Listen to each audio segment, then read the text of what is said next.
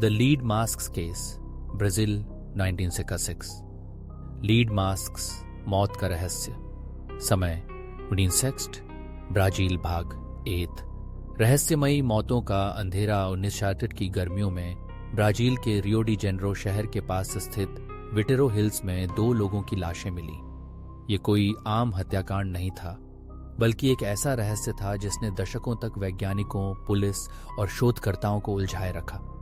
मरने वालों के नाम थे मनुअल परेरा दा क्रूज और मिगुएल जोस वियना।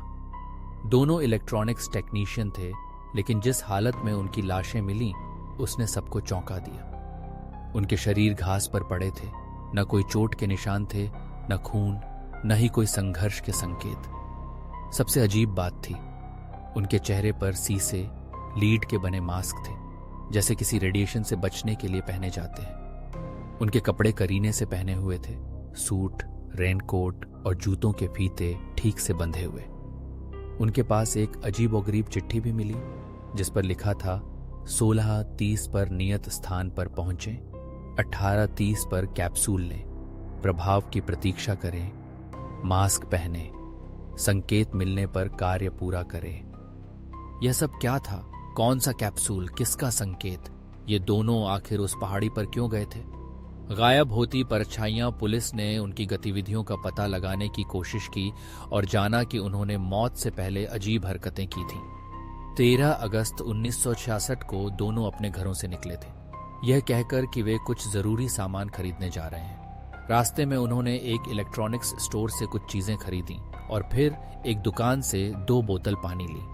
शाम को उन्हें आखिरी बार विटेरो हिल्स की ओर जाते देखा गया।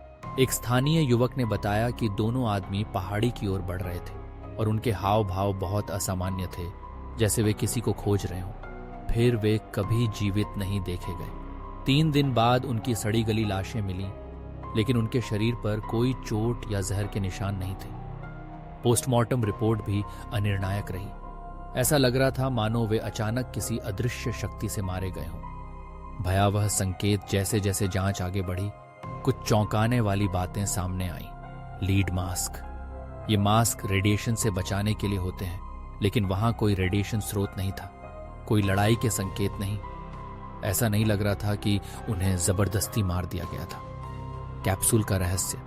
पुलिस को ऐसा कोई कैप्सूल नहीं मिला, लेकिन उनकी चिट्ठी से संकेत मिला कि उन्होंने कुछ लिया होगा। रहस्यमयी नोट्स। दोनों के घरों से और भी कागज मिले, जिनमें दूसरे ग्रहों से संपर्क, मानसिक शक्ति और रहस्यमय प्रयोगों का जिक्र था। क्या वे किसी गुप्त संगठन का हिस्सा थे? क्या वे किसी खतरनाक वैज्ञानिक प्रयोग में शामिल थे, या फिर वे किसी परग्रही शक्ति के संपर्क में थे? पुलिस को उनके कुछ दोस्तों से भी जानकारी मिली, जिन्होंने बताया कि मनुअल और मिगुएल अज्ञात शक्तियों और एलियन संपर्क के प्रति काफी उत्सुक थे। वे अक्सर रात में किसी गुप्त मिशन के बारे में बातें करते थे और अपने नोट्स में दूसरी दुनिया का जिक्र करते थे। रात की परछाइयां और अजीबोगरीब घटनाएं। जांच अधिकारियों ने विटेरो हिल्स के पास रात बिताई ताकि कुछ सुराग मिल सके, लेकिन जो हुआ उसने उनके रोंगटे खड़े कर दिए। रात के करीब 2:45 बजे एक पुलिस अधिकारी ने बताया कि उसने हवा में एक चमकती हुई रोशनी देखी जो तेजी से घूम रही थी। यह कोई हेलीकॉप्टर या विमान नहीं था। अचानक पूरा जंगल अजीब सी ध्वनि से गूंज उठा, जैसे कोई विद्युत चुंबकीय लहर चल रही हो। कुछ मिनटों बाद रोशनी गायब हो गई। सुबह पुलिस ने वहां जांच की, लेकिन कुछ नहीं मिला। लेकिन जब स्थानीय निवासियों से पूछा गया तो उन्होंने डरावनी कहानियां सुनाई। एक बुजुर्ग महिला ने बताया, वे 2 आदमी अकेले नहीं थे। मैंने देखा था कि उस रात वहां कुछ और भी था, लंबा, चमकदार, परछाई जैसा, और फिर रोशनी आई। उसके बाद कुछ भी वैसा नहीं रहा। क्या था उनके मास्क के पीछे का सच? कुछ वैज्ञानिकों का मानना था कि वे किसी रहस्यमयी शक्ति से संपर्क करने की कोशिश कर रहे थे और गलती से मारे गए, जबकि कुछ ने इसे परग्रही हस्तक्षेप कहा। जो भी सच था, यह मामला आज भी अनसुलझा है। लेकिन एक बात तय थी, उस रात विटेरो हिल्स में कुछ ऐसा हुआ जिसे इंसान की समझ से बाहर कहा जा सकता है। भाग 2 में जारी, जहां सच और भी भयानक मोड़ लेता है। Lead mask case, Brazil 1966। एक भयावह रहस्य भाग 2। मौत के परे की दुनिया पिछले भाग में मनुअल और मिगुएल की रहस्यमयी मौतें, उनके लीड मास्क और विटेरो हिल्स के अंधेरे रहस्य ने सभी को चौंका दिया था। पुलिस की जांच में अजीब रोशनी और रहस्यमयी घटनाएं सामने आईं, लेकिन अब इस रहस्य का सबसे डरावना पहलू उजागर होने वाला था। अजनबी संकेत और छुपी हुई फाइलें मामले की तह तक जाने के लिए पुलिस ने मनुअल और मिगुएल के घरों की गहराई से तलाशी ली। उनके कमरों में अजीब उपकरण, रेडियो सिग्नल डिटेक्टर और कुछ कागजों पर ऑपरेशन सिग्नल्स लिखा मिला। लेकिन सबसे चौंकाने वाली चीज थी एक गुप्त डायरी, जिसमें लिखा था, हम संपर्क के बहुत करीब हैं, संकेत आ चुका है, 16:30 पर पहाड़ी पर पहुंचेंगे, 18:30 पर कैप्सूल लेंगे, हमें तैयार रहना होगा, रोशनी के बाद इंतजार करना होगा। यह डायरी साबित करती थी कि वे जानबूझकर किसी के संपर्क में आने की कोशिश कर रहे थे, लेकिन किसके? विटेरो हिल्स की पुनः जांच पुलिस ने फैसला किया कि उन्हें पहाड़ी पर और गहराई से खोजबीन करनी होगी। इस बार वे वैज्ञानिक उपकरणों के साथ आए ताकि किसी अनदेखी चीज का पता लगाया जा सके। रात के करीब 2 बजे जब टीम पहाड़ी की ऊंचाई पर पहुंची तो अचानक उनके रेडियो उपकरणों में अजीब आवाजें आने लगीं। जज 16:30 संकेत, इंतजार करो। यह वही शब्द थे जो डायरी में लिखे थे। और फिर वह हुआ जिसे कोई नहीं भूल सकता। आसमान में एक चमकदार रोशनी फैली और चारों ओर जमीन हल्की हल्की कंपन करने लगी।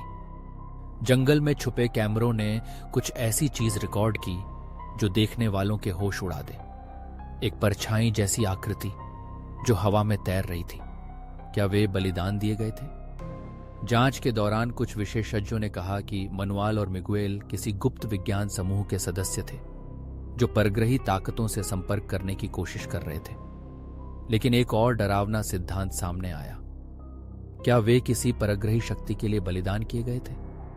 कुछ गवाहों का दावा था कि मौत से पहले दोनों पुरुषों को अजीबोगरीब मंत्र पढ़ते हुए देखा गया था, और जिस तरह उनकी लाशें बिना किसी चोट के पाई गईं, ऐसा लगता था कि उनकी आत्माएं किसी और चीज ने खींच ली थीं। अंतिम सुराग, सीक्रेट टेप। इस मामले को लगभग बंद कर दिया गया था जब पुलिस को एक छिपी हुई टेप रिकॉर्डिंग मिली। टेप को चलाने पर उसमें अजीब आवाजें थीं, जैसे कोई 2 इंसान बात कर रहे हों, लेकिन बीच बीच में भयावह गूंजती ध्वनियां आ रही थीं। मनुअल, क्या तुमने संकेत देखा? मिगुएल, हाँ, वे आ रहे हैं, अब मास्क पहन लो। अनजान आवाज, तुम तैयार हो? मिगुएल, हाँ, कैप्सूल का असर हो रहा है, मैं हल्का महसूस कर रहा हूं, जैसे हवा में तैर रहा हूं। फिर केवल एक चीख सुनाई दी और टेप कट गई। क्या सच में कोई दूसरी दुनिया थी? आज भी यह मामला अनसुलझा है।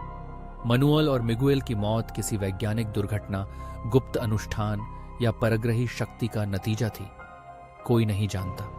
लेकिन जो लोग विटेरो हिल्स के पास रहते हैं, वे अब भी रात के अंधेरे में चमकती रोशनी और हवा में तैरती परछाइयां देखने का दावा करते हैं। क्या वे दोनों सच में मरे थे या फिर किसी अनदेखी दुनिया में समा गए? अंत या एक नई शुरुआत? अगर तुम कभी रात में अकेले पहाड़ी की ओर जाओ तो ध्यान रखना, कोई तुम्हें देख रहा हो सकता है।